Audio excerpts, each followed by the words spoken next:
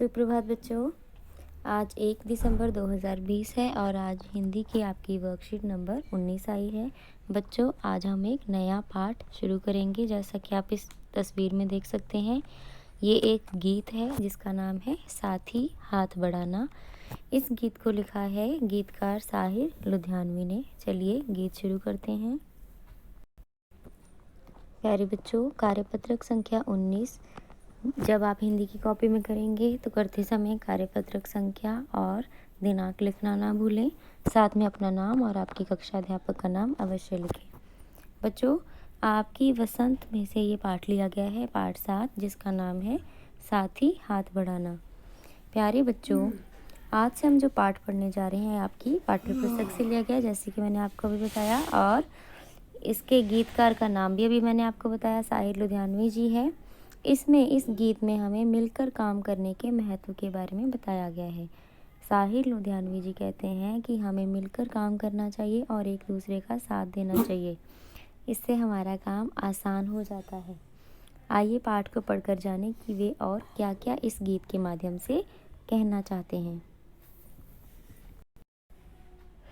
बच्चों, इस गीत को आप गाकर ही इसका आनंद लेंगे और इसकी पंक्तियों को समझेंगे, क्योंकि ये गीत है। इसको हम गीत के माध्यम से ही पढ़ेंगे तो आपको मज़ा भी आएगा पढ़ने में और आप इसका महत्व भी समझ जाएंगे। चलिए इस गीत को गाया जाए। साथी हाथ बढ़ाना, एक अकेला थक जाएगा, मिलकर बोझ उठाना। साथी हाथ बढ़ाना, हम मेहनत वालों ने जब भी मिलकर कदम बढ़ाया, सागर ने रास्ता छोड़ा, पर्वत ने शीश झुकाया। फौलादी है सीने अपने, फौलादी है बाहें, हम चाहे तो चट्टानों में पैदा कर दे राहें। साथी हाथ बढ़ाना। बच्चों, आपको गीत सुनकर मज़ा आया। आप इस गीत को आपकी पुस्तक से ज़रूर पढ़ेंगे, ठीक है, और इसके महत्व को समझेंगे। इस गीत में हमें क्या बताया गया है कि हमें मिलकर काम करना चाहिए, एक दूसरे का सहयोग करना चाहिए। यदि कोई काम करने में हम अकेले पढ़ रहे हैं, हमें मुश्किल हो रही है, तो हमें अपने साथियों का सहारा लेना चाहिए, क्योंकि साथियों के सहारे से हमें मजबूती मिलती है और हिम्मत मिलती है, ठीक है। जब किसी मुश्किल का हमें हल ना पता हो तो हमें एक दूसरे की मदद लेनी चाहिए, जिससे हमारे सामने बहुत सारे विकल्प आ जाते हैं और हमें उस मुसीबत को हल करने में भी आसानी होती है। यहाँ बताया गया है कि मेहनत वालों ने जब भी मिलकर कदम बढ़ाया है तो सागर ने भी रास्ता छोड़ दिया और पर्वत ने भी शीश झुका दिया। यानी जो पहाड़, यहाँ ये बताया गया है, जब आप कठिन से कठिन काम मिलकर करते हैं, मेहनत से करते हैं, तो सभी आपके सामने हार मान जाते हैं। आप इस चित्र में देख पा रहे हो, यहाँ एक इमारत तैयार की जा रही है। क्या एक इमारत अकेला मजदूर तैयार कर सकता है? नहीं। यहाँ देखिए नीचे एक महिला मजदूर जो कि ये कंक्रीट भरने में दूसरे मजदूर की मदद कर रही है, जिसे भर के साथ वाले मजदूर को दिया जा रहा है। और धीरे धीरे आप अपनी किताब में देखिए कितने मजदूर मिलकर इस इमारत को खड़ा कर रहे हैं। तो सभी मिलजुल कर काम कर रहे हैं, जिससे कि काम आसानी से और अच्छे से हो रहा है।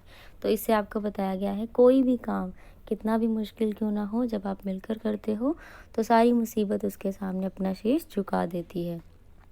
फौलादी हैं सीने अपने, फौलादी हैं बाहें। यानी हमारे मन में अगर हमारे अंदर इच्छा शक्ति होगी किसी भी काम को पूरा करने की, तो हम उसे कर सकते हैं। और हमारी बाहें फौलादी हैं, यानी जब हम मेहनत करते हैं हमारे हाथों से, है ना, हमारे मेहनत करने से ही हमारे हाथों की क्षमता का पता चलता है कि हमारे हाथ कितने मेहनत वाले हैं।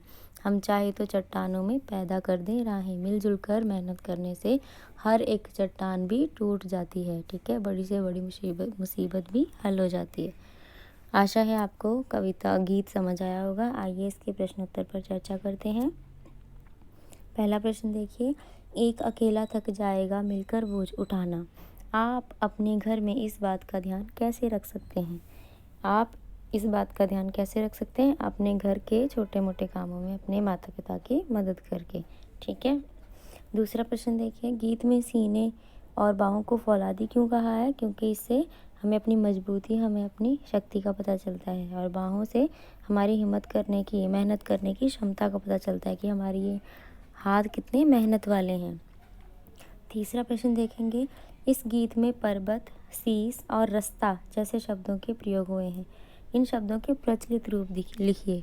तो ये जो पर्वत लिखा है, पहले के समय में ये जो शब्द प्रयोग किए जाते थे, और इसका प्रचलित यानी आजकल इस शब्द को क्या कहा जाता है, जिसका लिखित रूप स्वीकार किया गया है। तो पर्वत को कैसे लिखते हैं हम आजकल, किस रूप में जानते हैं, पर्वत। शीश मतलब सिर या शीश, ठीक है, ये देहाती भाषा है।